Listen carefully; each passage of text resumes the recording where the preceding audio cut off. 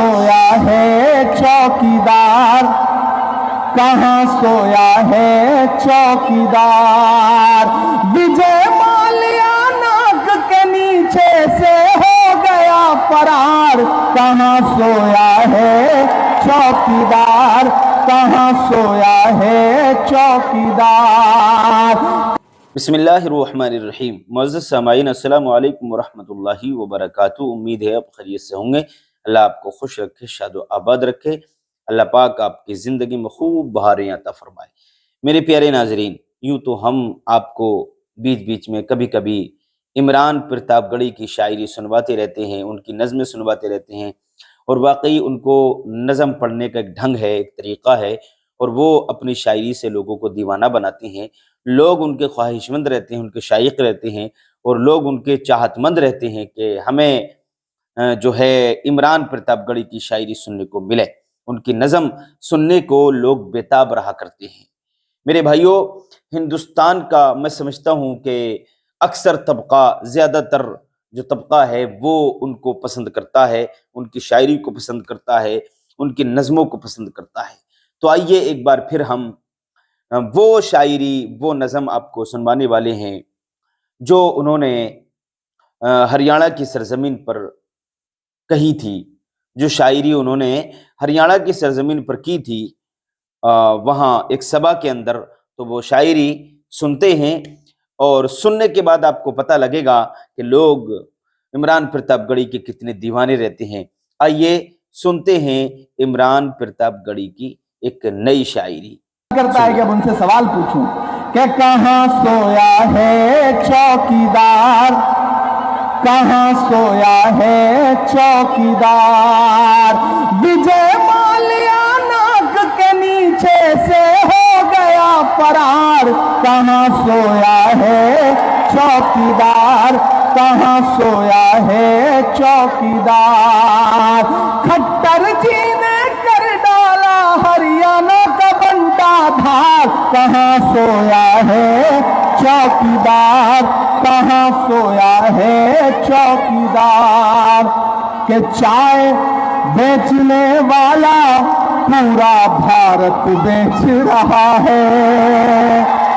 सही कह रहा हूं कि नहीं कह रहा हूं? सही कह रहा हूं कि नहीं कह रहा हूं?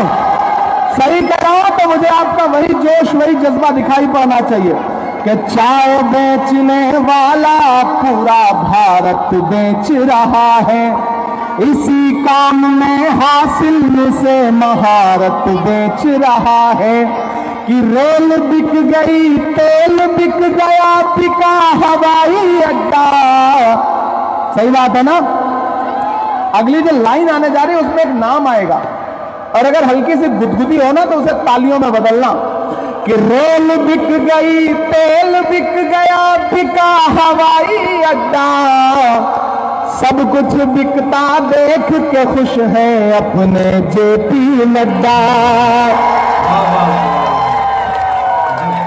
कि जनता महंगाई की मारी करती हाहाकार, कहाँ सोया है चौकीदार, कहाँ सोया है चौकीदार। मतलब की बात सबको समझ में आती है, लेकिन बात का मतलब बहुत कम लोगों को समझ में आता है। तो एक बात ध्यान में रखना कि भाजपाइयों के झूठ में मत फंसना। ये झूठ बहुत अच्छा बोलते हैं, प्रधानमंत्री जी तो और शानदार बोलते हैं, भावुक हो जाते हैं, जज्बाती हो जाते हैं। एक दिन रोहित वेमुला की मौत के बाद एक जगह भाषण दे रहे थे, भावुक हो गए।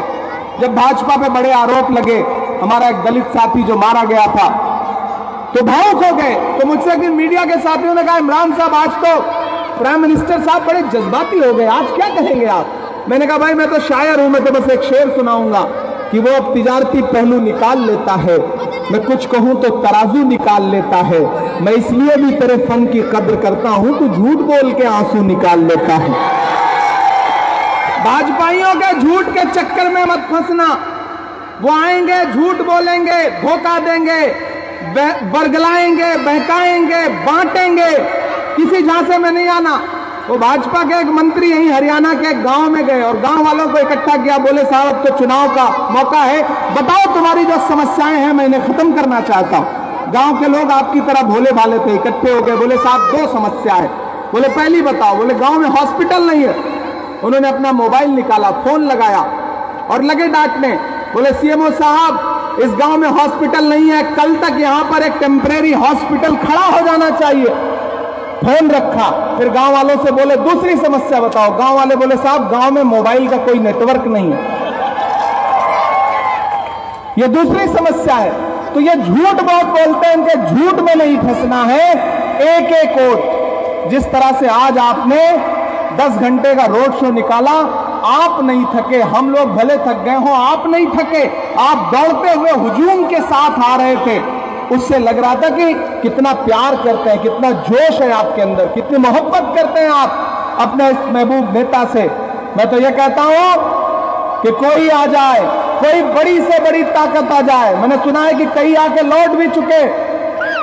समालखा धर्म सिंह छोकर का है, रहेगा रहेगा। कोई ताकत हटा नहीं सकती है। कोई ताकत, कोई दिल्ली की ताकत, कोई चंडीगढ़ की ताकत, कोई हरियाणा की ताकत धर्म सिंह छोकर को हटा नहीं सकती। धर्म सिंह छोकर तो सबसे कह रहा है अलल ऐलान कि गमों की धूप में भी मुस्कुरा कर चलना पड़ता है। ये दुनिया है, यहाँ चेहरा सजा कर चलना पड़ता है। तुम्हारा कद मेरे कद से बहुत ऊंचा सही, लेकिन चढ़ाई पर कमर सबको झुका कर चलना पड़ता है। तो भाई धर्म सिंह छोकर के लिए आखिर में बस ये अपील करूंगा, एक और सभा के लिए जाना है, मैंने वादा कर लिया है। आप जिताइए, ये आपकी असेंबली में खड़े होकर के आपके मुद्दे पर लड़ेंगे। और मैं एक छोटा सा वादा कर रहा हूं कि मैं देश की सबसे बड़ी पार्लियामेंट में, पंचायत में बैठता हूं, जिसे राज्यसभा कहते हैं। मैं वहां जरूरत पड़ी तो वहां आपके मुद्दों पर, आपके लिए जब भी मुझे आप आवाज देंगे मैं वहां पे लड़ूंगा। ये यहां पर मिनिस्टर बन के, विधायक बन के और शायद ताकतवर बन के आपके लिए लड़ेंगे, काम करेंगे। मैं वहां पार्लियामेंट में बैठूंगा, वहां लड़ूंगा। इससे अच्छा ऑफर क्या हो सकता है? एक के साथ एक फ्री मिल रहा है, और क्या हो सकता है बताओ ना, बताओ इससे अच्छी बात क्या हो सकती है? एक को जिताओ, साथ में एक फ्री पाओ, इससे अच्छा ऑफर कुछ नहीं हो सकता। और हमारे और धर्म सिंह छोकर के वादे नरेंद्र मोदी जी की तरह जुमले नहीं है, बिल्कुल सच्चे हैं। जबान वाले लोग हैं हम, जबान के लिए जो कुछ कुर्बान करना पड़े हम कुर्बान करने वाले लोग हैं।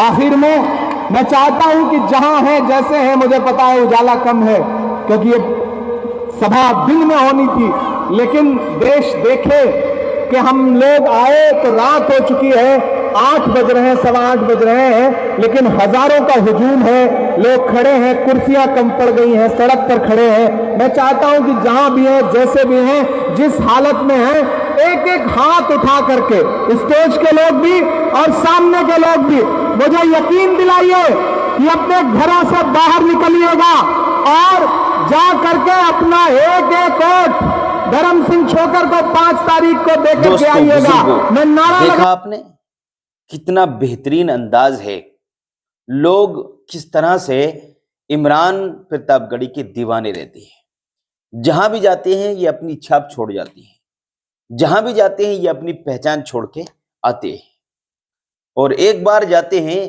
तो दोबारा लोग इनको अपने मजमे में, अपनी सभा में बुलाने की कोशिश करते हैं। तो मेरे भाइयों, वो पेश कर रहे थे अपना दर्द, लोगों का दर्द, अपने दिल की तकलीफ लोगों के सामने पेश कर रहे थे, और वाकई उन्होंने हक अदा कर दिया। तो आप कमेंट करके बताइए कि आपको इमरान प्रतापगढ़ी की शायरी कैसी लगी। आज के लिए इतना ही काफी है। अस्सलाम वालेकुम।